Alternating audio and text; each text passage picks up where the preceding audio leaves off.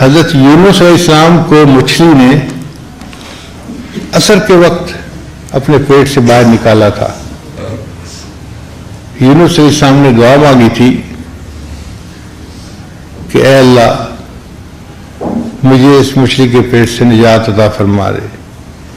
اللہ فرماتے ہیں فلولا انہ کان من المسبحین، اگر یونس علیہ السلام میری تسبیح بیان نہ کرتے، میری پاکی بیان نہ کرتے، للبث فی بطنہ الی یوم یبعثون، قیامت تک کسی طرح مچھلی کے پیٹ کے اندر ہی پڑے رہتے. ایسی مصیبت تھی کہ جس سے نکلنا پاسبل نہیں تھا. تسبیح پڑھنے پر اللہ نے اس مصیبت سے نکال دیا.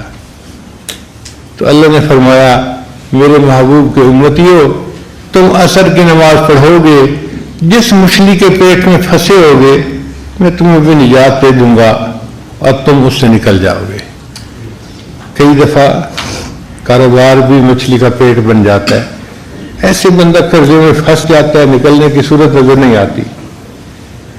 ایک لڑکی ہے، عالمہ بن گئی، اب گھر میں ہے اور انتظار میں ہے کہ کوئی رشتہ آئے اور ماں باپ رشتہ طے کریں، رشتہ نہیں آتا. اب یہ ہے نا مچھلی کے پیٹ میں پھنسی ہوئی بیچاری، کرے تو کیا کرے؟ اپنی زبان سے تو کہہ نہیں سکتی کہ میرا رشتہ فلاں جگہ کر دیں، انتظار میں ہے. جب تک رشتہ نہیں آتا اس وقت تک انتظار ہے. اب اس مچھلی کے پیٹ سے یہ کیسے نکلے گی؟ جب یہ تسبیح بیان کرے گی اللہ اس کو قرض کی مچھلی سے، حالات کی مچھلی سے، پریشانی کی مچھلی سے، پیٹ سے اس کو نجات عطا فرما دیں گے. اس لیے یہ تسبیح کا عمل بہت ہمارے لیے فائدہ مند عمل ہے. تو یونس علیہ السلام کو عصر کے بعد چونکہ مچھلی نے پیٹ سے نکالا تھا تو اللہ نے فرمایا میرے بندو تم عصر کی نماز ادا کرو گے، تم اگر ذلت کی مچھلی کے پیٹ میں پھنسے ہوئے ہوگے نا اور نکلنے کی کوئی صورت نظر نہیں آتی ہوگی، میں تمہیں اس میں سے بھی نکال دوں گا اور تمہیں نجات عطا فرما دوں گا. پھر سوال پیدا ہوتا ہے کہ مغرب کی نماز کیوں فرض کی؟ اللہ نے فرمایا میرے بندو تم نے سارے دن میں جو غلطیاں کوتاہیاں کی، بندے ہو نا، ضعیف البنیان ہو، انسان ہو، تو اگر مغرب وقت تم نماز پڑھ لو گے تو میں تمہارے سارے دن کے کیے ہوئے گناہوں کو معاف فرما دوں گا. میں تمہاری فائل کلوز کر دوں گا، سب کچھ مٹا کے ڈیلیٹ کر کے. اور عشاء کی نماز صرف امت محمدیہ کی خصوصیت ہے. اس سے پہلے کسی امت کو عشاء کی نماز نہیں ملی، صرف اسی امت کو ملی. کیوں ملی؟ کہ اللہ نے اپنے محبوب صلی اللہ علیہ وسلم کو عشاء کے وقت معراج عطا فرمایا تھا. فرمایا میرے محبوب کی امتیوں تم عشاء کے وقت عشاء کی نماز پڑھو گے، میں اس کے بدلے تمہیں روحانی معراج عطا فرما دوں گا.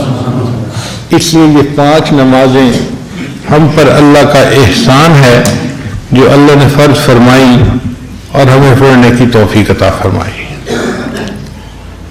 سوال پیدا ہوتا ہے کہ فرضوں میں 2 رکعت فرض، 3 رکعت فرض، 4 رکعت فرض مختلف نمازوں میں ہوتے ہیں، ایسا کیوں ہے؟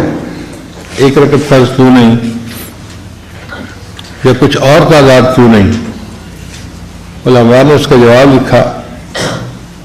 اللہ تعالیٰ قرآن میں فرماتے ہیں جاعل الملائکۃ رسلا اولی اجنحۃ مثنی وثلاث ورباع. اللہ نے فرشتوں کو بنایا کسی کے 2 پر، کسی کے 3 پر، کسی کے 4 پر. میرے بندو فرشتوں کو پرواز ملتی ہے 2 پروں سے، 3 پروں سے، 4 پروں سے.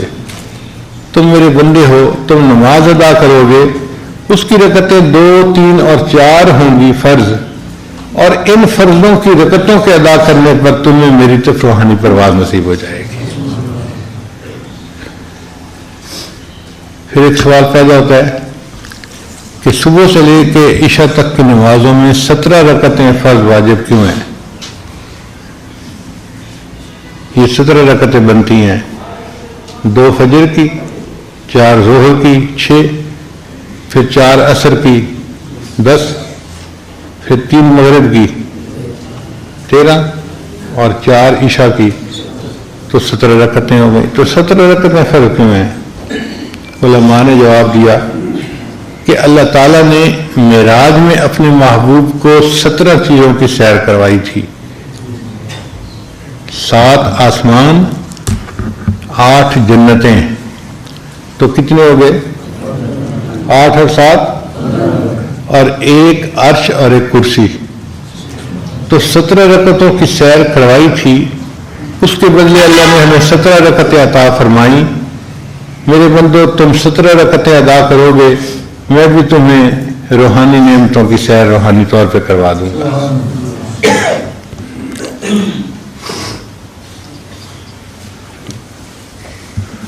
سوال پیدا ہوتا ہے نماز میں فاتحہ کیوں اتنا ضروری ہے کہ نبی اسلام نے ارشاد فرمایا لا صلاۃ الا بفاتحۃ الکتاب، کہ فاتحہ کے بغیر نماز ہوتی ہی نہیں. اتنی اہمیت آخر کیوں ہے؟ علماء نے اس کا جواب دیا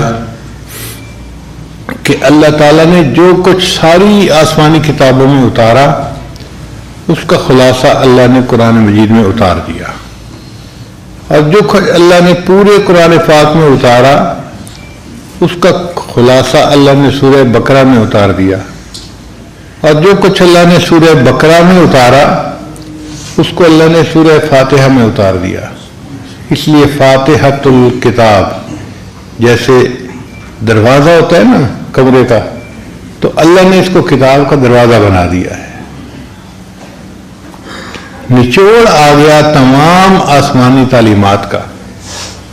اس لیے اللہ تعالیٰ نے اس کو نماز کی حرکت میں پڑھنے کا حکم دیا. مقتدی خود پڑھے یا اس کی طرف سے امام پڑھے یہ الگ مسئلہ ہے. بہرحال فاتحہ پڑھنی ضروری ہے.